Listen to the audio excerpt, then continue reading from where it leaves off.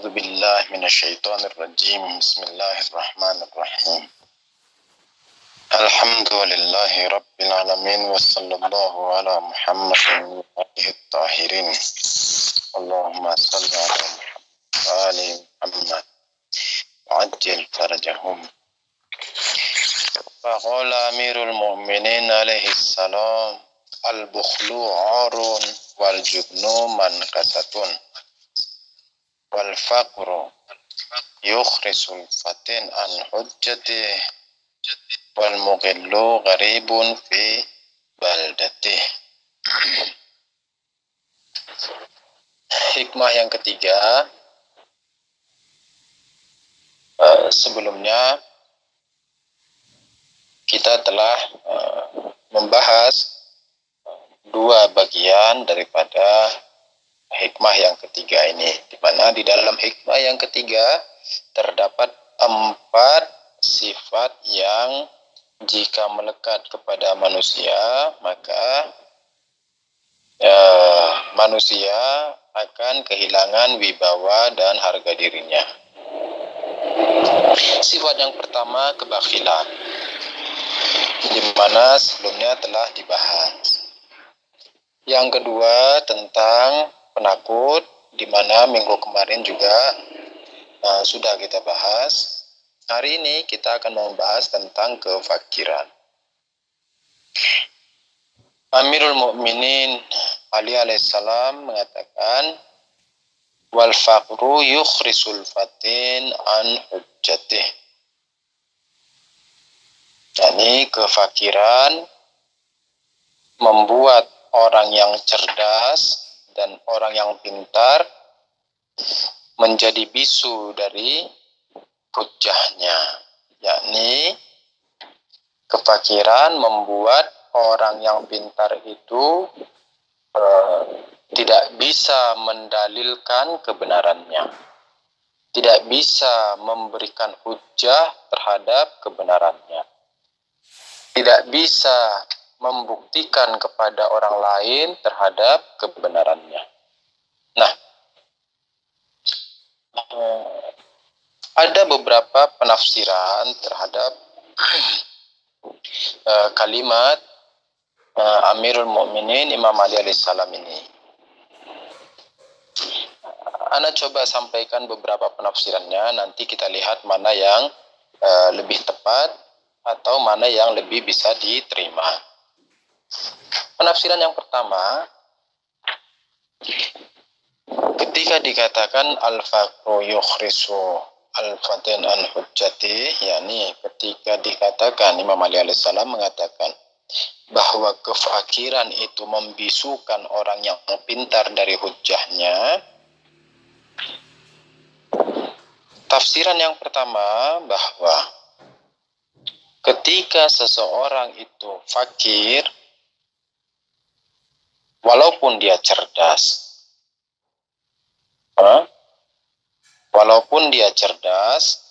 namun ketika dia hidup dalam kefakiran, di mana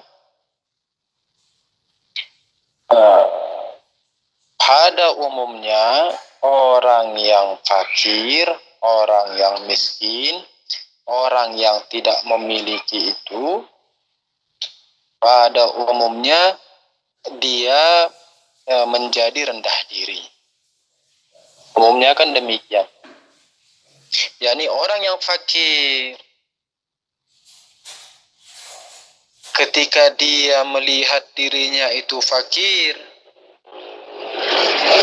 ketika dia melihat dirinya itu tidak memiliki, ketika dia melihat dirinya itu tak punya uang, tak punya harta, maka timbul di dalam dirinya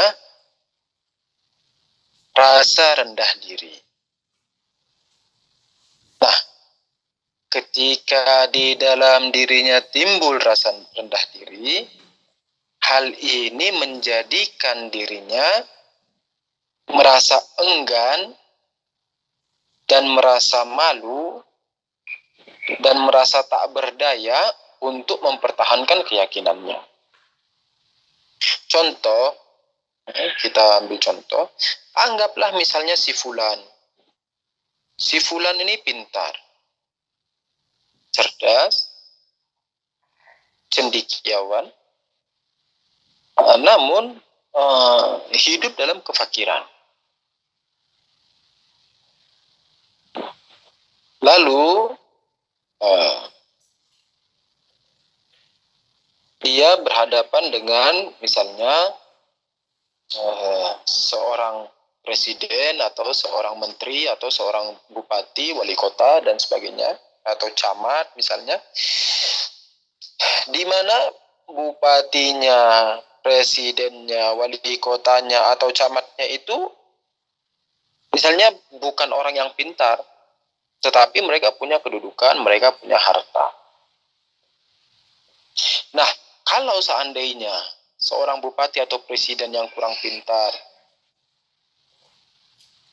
menentukan atau menetapkan sebuah peraturan di mana si orang cendekiawan ini, si orang pintar ini meyakini dan mengetahui bahwa peraturan yang akan ditetapkan tersebut itu tidak benar atau justru malah akan membahayakan misalnya.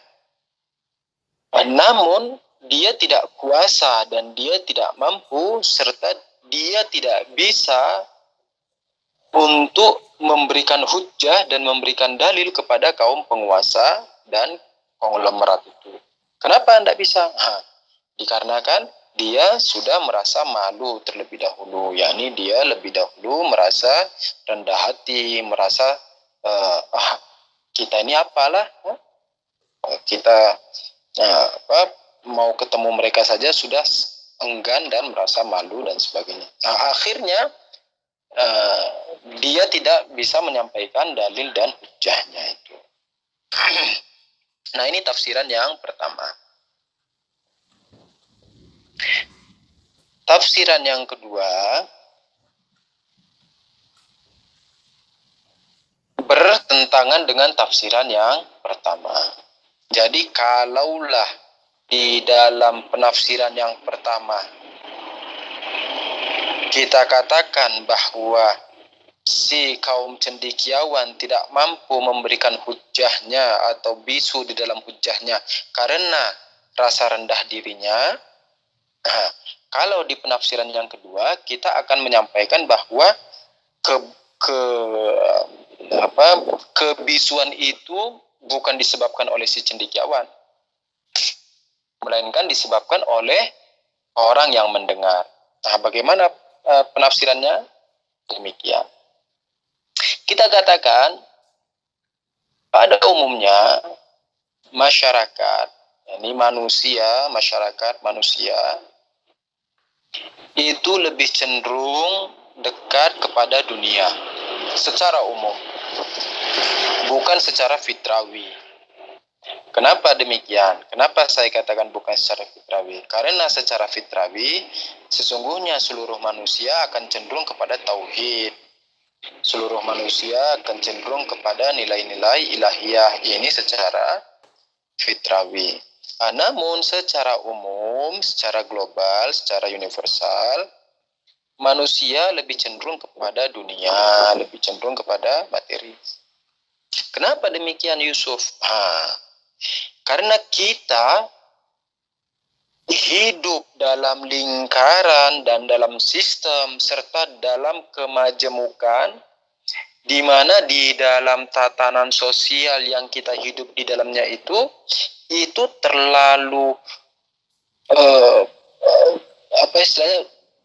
memayoritas, yakni terlalu mendominasi.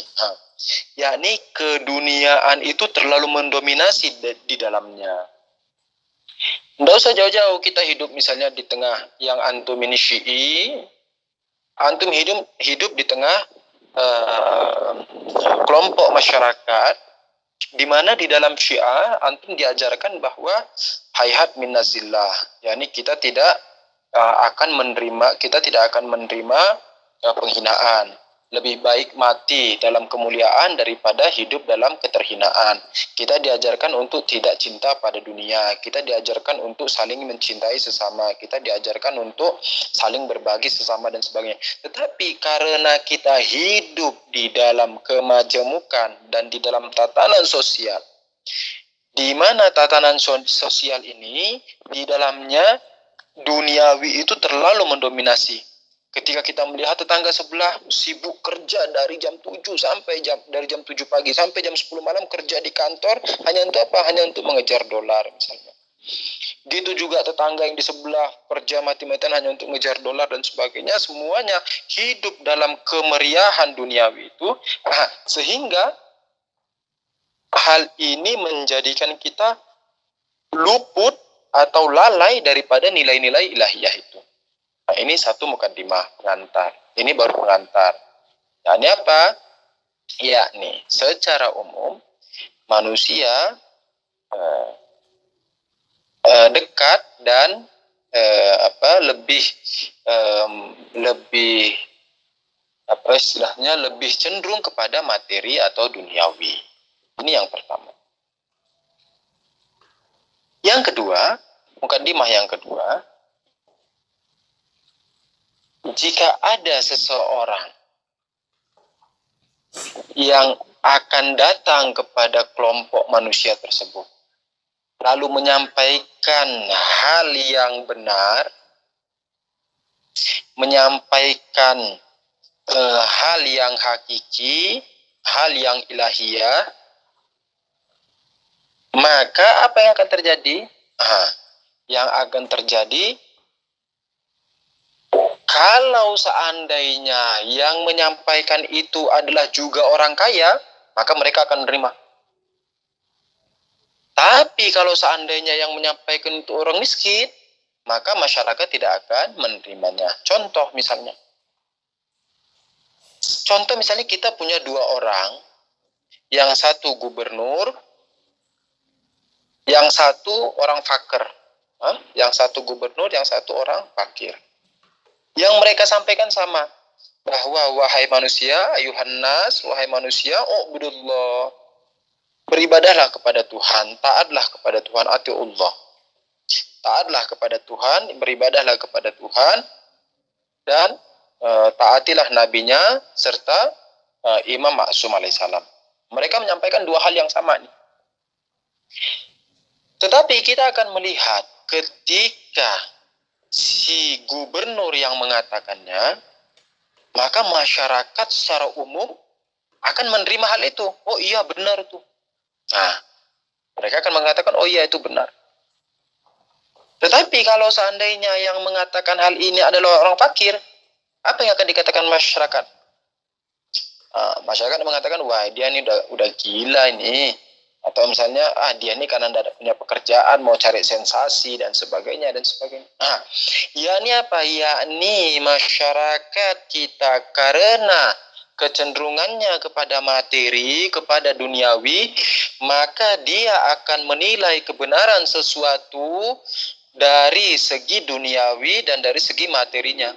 Jika yang menyampaikannya orang yang memiliki harta, memiliki kedudukan, memiliki posisi, memiliki makom, memiliki tahta dan sebagainya, dia akan menerima itu sebagai sebuah bentuk keyakinan yang hakiki. Namun jika yang menyampaikannya adalah orang yang fakir, sekalipun yang disampaikannya sama persis seperti yang disampaikan oleh si gubernur tadi, namun masyarakat akan mengatakan apa? Masyarakat justru akan menolaknya. Masyarakat justru akan melihatnya sebagai sesuatu yang jelek, sesuatu yang timbul dari rasa misalnya dari timbul rasa kekecewaan. Mungkin dia karena dia miskin, dia sudah kecewa dengan kehidupan, dia tidak mampu berusaha, tidak mampu kerja dan sebagainya. Akhirnya dia ngomong seperti ini. Masyarakat akan menilai seperti itu. Kita lihat bahwa di tafsiran yang kedua, efek buruknya bukanlah timbul dari si orang fakir, Sekalipun dia orang cendekiawan, yang fakir itu bukan. Namun karena apa? Namun karena masyarakat kita yang lebih cenderung kepada duniawi dan materi tadi, justru karena itu menolak apa yang disampaikan oleh orang fakir, sekalipun dia pintar. Ini tafsiran yang kedua. Lalu bagaimana kefakiran di mata syariat? Bagaimana kefakiran di mata Rasul, di mata Tuhan, dan sebagainya. Sehingga kita bisa menimbang makna mana yang akan kita pakai di dalam hadis Imam Ali alaihissalam ini.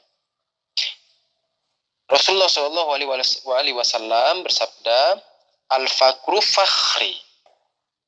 Kefakiran itu adalah kebanggaanku. Al-fakru fakhri. Kefakiran adalah kebanggaan. Al-fakru, alif lam di dalam adabiyat bahasa Arab, kalau antum pernah mempelajari adabiyat bahasa Arab, alif lam di dalam al-fakru ini alif lam mahiyah. Ini alif lam jinsi.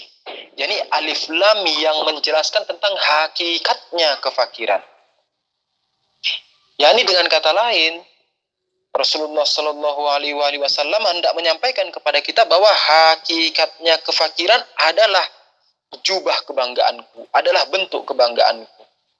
Bagaimana kita bisa memaknai maksud daripada Rasulullah Shallallahu Alaihi Wasallam ini bahwa kefakiran adalah kebanggaan beliau? Kita akan menilik dari ayat yang lain. Dikatakan ayyuhan nas antumul fukara. Wahai manusia, kalian ini al-fuqara. Al-fuqara yani al-fuqara ya apa maksudnya? Al-fuqara apa maksudnya? Al-fuqara. Fuqara jamaknya dari kata fakir. Al-fuqara jamaknya dari kata fakir. Fakir yakni orang yang tak memiliki apapun. Dan kita mengetahui ketika alif lam bersambung kepada jamak, maka dia akan menjelaskan tentang keumuman sesuatu. Maka maksudnya ketika dikatakan antumul fuqara, yakni antum semua ini benar-benar orang yang fakir. Ya, tanpa terkecuali. Yakni tidak ada satupun manusia yang tidak fakir. Tanpa terkecuali, tidak ada satupun manusia yang tidak fakir. Antumul fuqara. Bagaimana maksudnya? Kita akan mengatakan bahwa benarlah ketika Rasulullah Shallallahu Alaihi Wasallam mengatakan al-faqru fakhri, yakni kefakiran adalah jubahku. Bagaimana benarnya? Bahwa kita ini, yakni ma siwallah, yakni seluruh dan segala sesuatu selain Tuhan, maka zatnya adalah kefakiran. Dikatakan fakiruz zat, yakni seluruh segala sesuatu selain Tuhan disebut fakiruz zat. Yakni apa fakiruz zat? Yakni zatnya adalah kefakiran. Apa maksudnya zatnya, zat segala sesuatu selain Tuhan, zatnya itu adalah kefakiran? Maksud apa? Maksudnya bahwa segala sesuatu yang selain Tuhan untuk menjadi ada, untuk mengada itu, yakni untuk mengada, dia tidak bisa dari dirinya sendiri. Melainkan dia butuh kepada sesuatu selain dirinya. Contoh misalnya kita ini untuk ada butuh kepada sebab-sebab pendekat. Butuh kepada bapak, butuh kepada ibu, butuh kepada waktu dan sebagainya. Yakni waktu pertemuan antara bapak, ibu dan sebagainya itu. Butuh kepada makanan sehingga jadi sel telurnya dan sebagainya itu. Nah,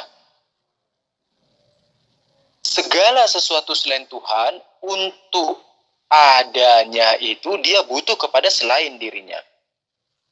Sedangkan Tuhan bagaimana? Tuhan dikatakan dia adanya dengan dirinya sendiri, yakni Maksudnya dia ada dengan dirinya sendiri itu bagaimana? Yakni dia ada tanpa membutuhkan apapun selain dirinya. Yakni Tuhan itu ada, adanya itu tidak disebabkan oleh sesuatu yang lain, melainkan dia ada karena dia ada, dan dia tidak disebabkan oleh apapun. Nah, kalaulah Tuhan demikian adanya, yakni kalaulah Tuhan itu dia ada dengan sendirinya dan tanpa diciptakan sesuatu selain dirinya, yakni Tuhan itu tidak diciptakan oleh yang lain, maka selain Tuhan dia diciptakan oleh Tuhan. Yakni kita ini yang fakiruzat ini diciptakan oleh Tuhan. Maka benarlah dikatakan ayuhannas antumul fuqara, wahai manusia kalian semua seluruhnya adalah orang-orang yang fakir. Yakni fakir dalam apa? Fakir dalam wujud. Yakni fakir dalam keadaan kalian. Yakni adanya kalian itu butuh kepadaku. Dan ketika Rasulullah Shallallahu Alaihi Wasallam mengatakan al-fakru fakhri, yakni apa? Yakni maksudnya apa? Maksudnya bahwa aku ini sebagai mumkinul wujud, ini adalah kebanggaan bagiku. Yakni aku itu sadar bahwa aku adalah mumkinul wujud, dan karena aku mumkinul wujud, maka aku ini di dalam wujudku aku butuh kepada sesuatu yang dirinya tidak butuh kepada yang lain. Yakni aku ini yang mumkinul wujud butuh kepada yang wajibul wujud. Yakni aku ini yang serba kekurangan butuh kepada suatu zat yang dia tak memiliki kekurangan apapun, maka aku bangga dengan hal ini. Ini makna daripada al-fakru fakhri. Lah, kalau demikian, maka fakir di sini apa maksudnya ketika Amirul Mukminin Imam Ali Salam mengatakan al-fakru yukhrisul fatin an hujjati. Ya, sekalipun saya katakan bahwa ada beberapa penafsiran, contohnya seperti yang saya tafsirkan tadi, ada 2 penafsiran minimal. Dari sini kita lebih mendekati kepada fakirnya di sini, yakni bukanlah fakir yang ditimbulkan dari diri si orang cendekiawan, melainkan apa? Melainkan justru hadis ini hendak mencela dan hendak membangunkan dan hendak menyadarkan manusia, masyarakat, bahwa wahai masyarakat, janganlah kamu nilai orang yang pintar itu dari materinya. Wahai masyarakat, janganlah kamu nilai orang pintar itu, orang alim itu dari duniawinya. Melainkan nilailah mereka dari apanya? Dari hakikatnya, dari hujahnya, dari dalilnya, dari komentar-komentarnya, dari pernyataannya, dari ilmunya. Jadi seakan-akan hadis ini justru hendak menyadarkan masyarakat itu. Jadi bukan justru mau menjelekkan orang alim yang fakir, bukan. Sekalipun secara zohir kita akan melihat, wah ini hadisnya ini seakan-akan seperti ingin mencubit orang pintar yang fakir. Oh bukan, kita katakan justru ini hendak mencubit masyarakat yang tenggelam dalam duniawi dan materi tersebut. Jelas sampai di sini?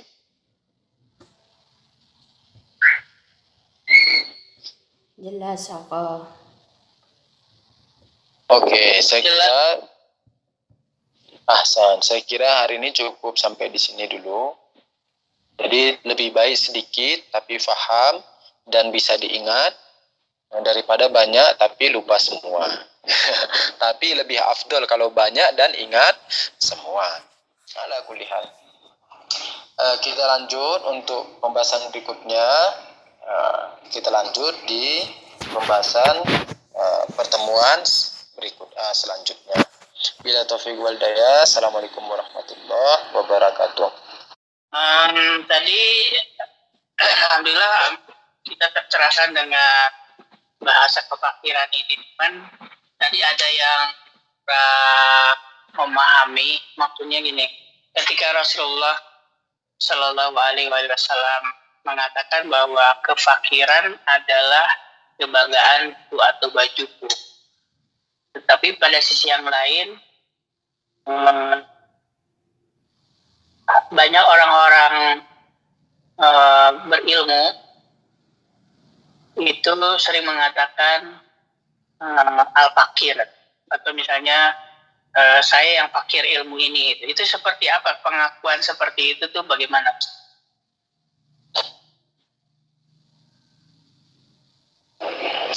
Oke. Umumnya ketika para alim ulama mengatakan al-fakir lebih kepada sifat tawaddu, yakni maksudnya lebih kepada hendak jauh dari rasa kesombongan, hendak menjauhi rasa ujub, hendak menjauhi keaku-akuan, hendak menjauhi kesaya-sayaan itu. Kenapa? Kenapa demikian? Karena sekalipun ini bagi orang awam ini bukanlah hal buruk. Ya, bagi orang awam bukan hal buruk. yakni ketika kita mengatakan aku atau saya, di dalam akhlak, yakni di dalam akhlak khususnya orang-orang pesuluk, khususnya orang-orang akhlaki, khususnya orang-orang arif billah, kata tunggal untuk diri sendiri, yakni aku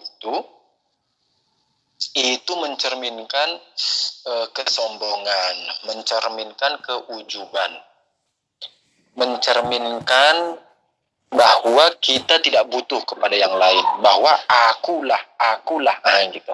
Nah, oh aku yang semalam menulis, oh aku ngomongnya begini, seakan-akan apa?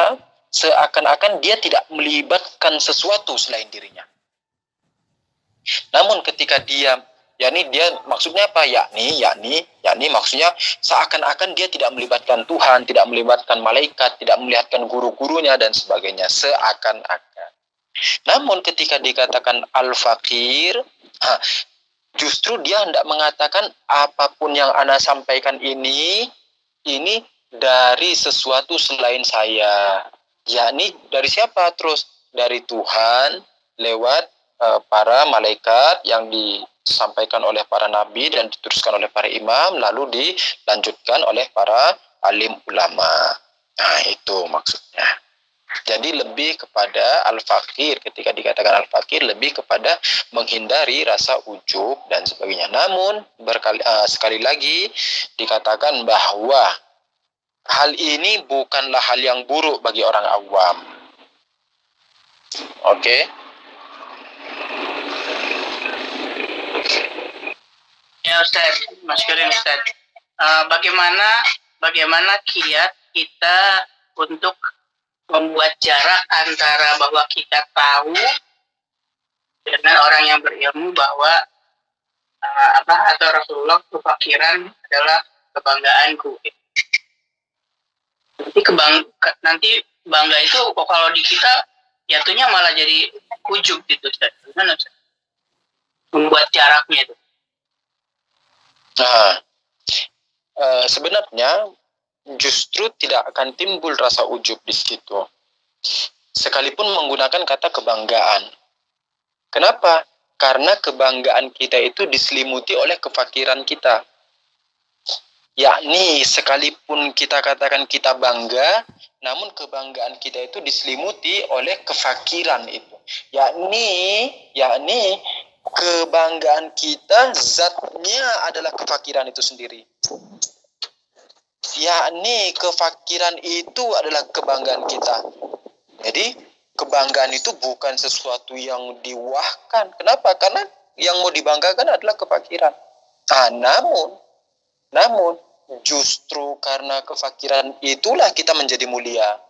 Yakni ketika seseorang sadar bahwa dirinya ini serba tiada, Ketika seseorang sadar bahwa kita ini selalu butuh kepada Tuhan, ketika seseorang sadar bahwa zatnya kita ini tidak pernah lepas dari Tuhan, ketika seseorang sadar bahwa apapun yang kita lakukan ini senantiasa hadir di hadapan Tuhan, ketika seseorang sadar bahwa zat kita senantiasa secara huduri hadir bagi Tuhan dan tidak pernah terlepas dari hakikat Tuhan, maka ini merupakan hal yang yang sungguh mulia, yakni merupakan hal yang patut untuk dibanggakan.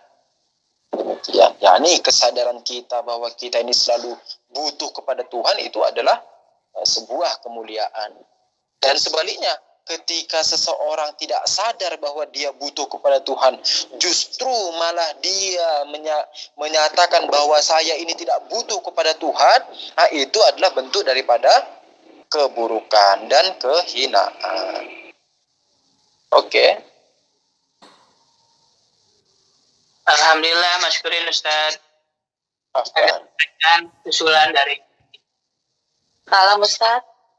Waalaikumsalam warahmatullahi. Bismillah. Begini Ustaz, misalnya kita itu dipuji oleh seseorang di hadapan orang lain. Gimana caranya kita itu mengendalikan agar kita tuh tidak ujub?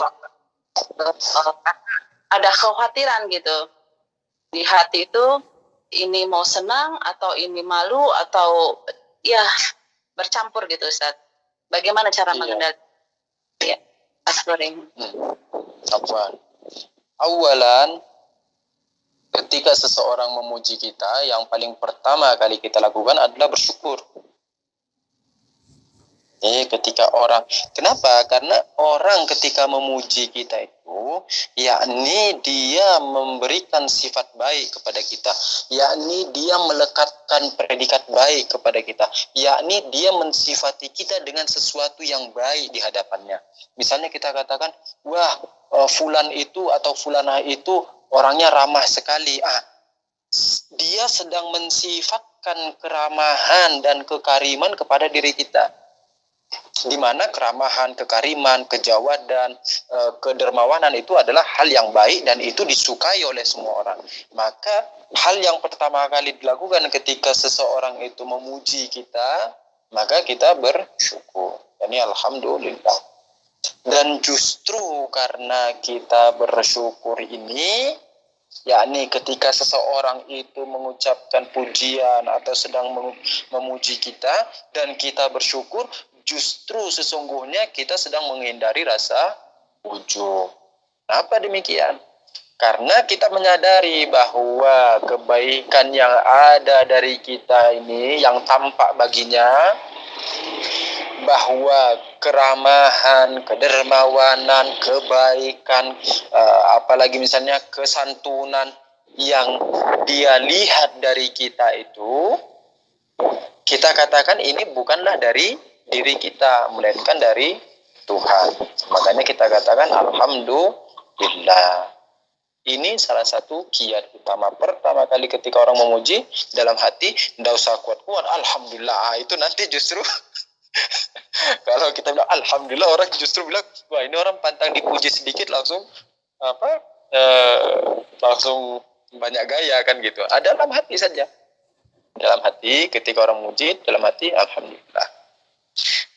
Setelah alhamdulillah, terus apa yang kita lakukan? Kita jangan terus memandang bahwa selain kita buruk.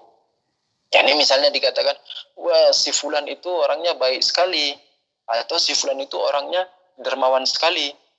Terus dalam hati kita, oh iya selain anak tidak ada lagi yang dermawan. Jangan. Melainkan apa yang harus kita lakukan? Yang kita lakukan dalam hati katakan, masih banyak yang lebih dermawan dari anak. Awalnya sudah bersyukur loh. Kita awal sudah bersyukur. Jadi alhamdulillah rabbil alamin. Terus dalam hati bilang, masih banyak yang lebih dermawan dari anak. Masih banyak yang lebih baik dari anak. Masih banyak yang lebih santun dari anak. Masih banyak yang lebih misalnya lebih karim, lebih rahmat, lebih ramah dari anak. Itu. Nah, Ketika kita menyadari hal itu, maka itu akan menghindari kita dari keujuban. Itu akan menghindari kita bahwa, saya inilah yang paling baiknya orang di muka bumi dan sebagainya.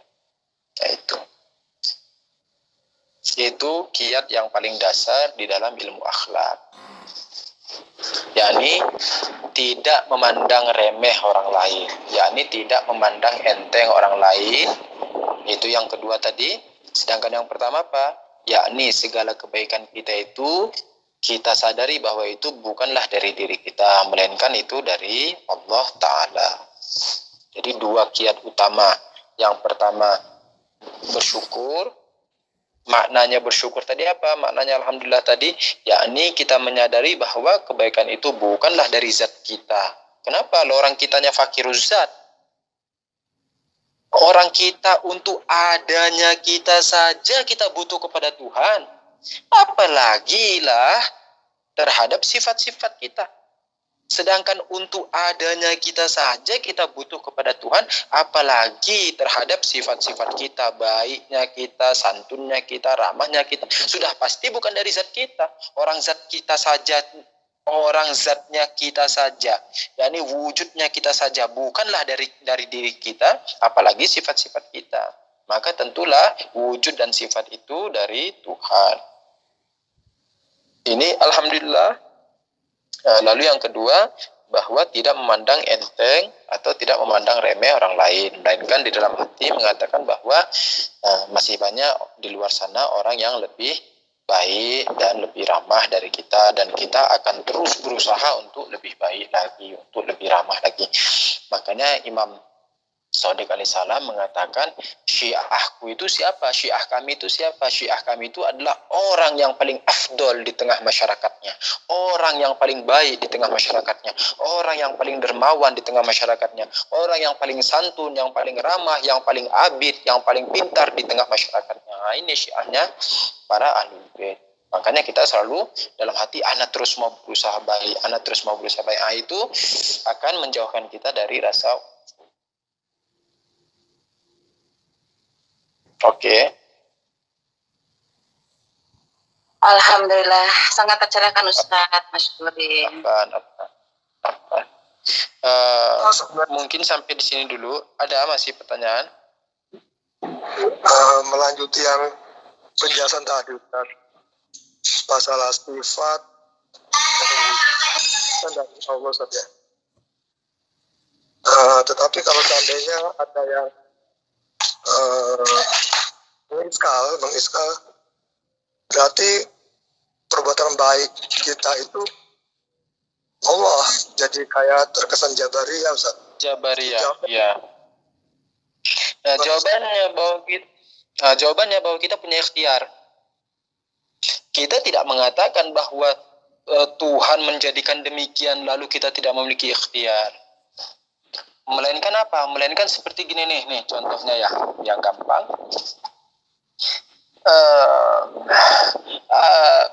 Dulu kita kecil kan suka main apa itu? Yang lomba kerupuk 17 Agustusan tuh. Ingat kan dulu masa-masa kecil. Jadi ada tali panjang gitu kan, terus dikasih kerupuk gitu kan. Tahu kan ya, lomba makan kerupuk tuh. Iya, Ustaz. Pertanyaannya, misalnya ada 10 orang yang ikut lomba. Pertanyaannya, apakah 10 orang ini dikasih kerupuk semua atau tidak dikasih kerupuk semua?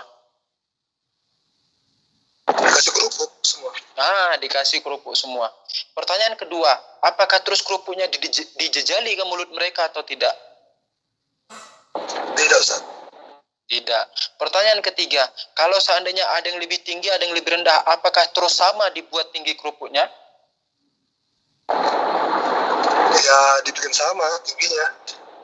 Enggak. Jadi kalau misalnya ada yang lebih, kalau orangnya lebih rendah, biasanya kerupuknya itu diturunin sedikit.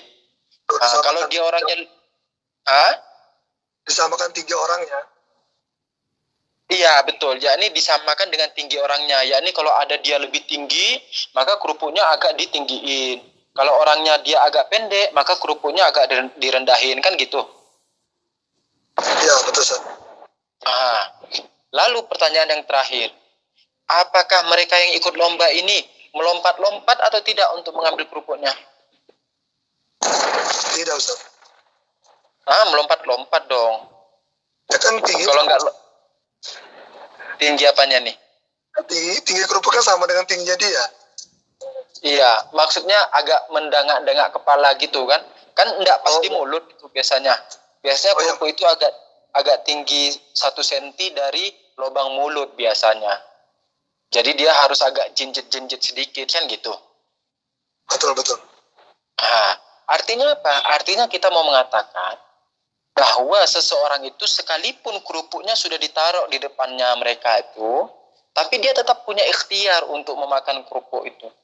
Lalu pertanyaannya, ketika dia memakan kerupuk itu, apakah terus kerupuknya dari dirinya? Kan enggak. Kan disiapin sama si panitia itu. Gitu. Iya, betul, Ustaz. Itu analogi sederhananya.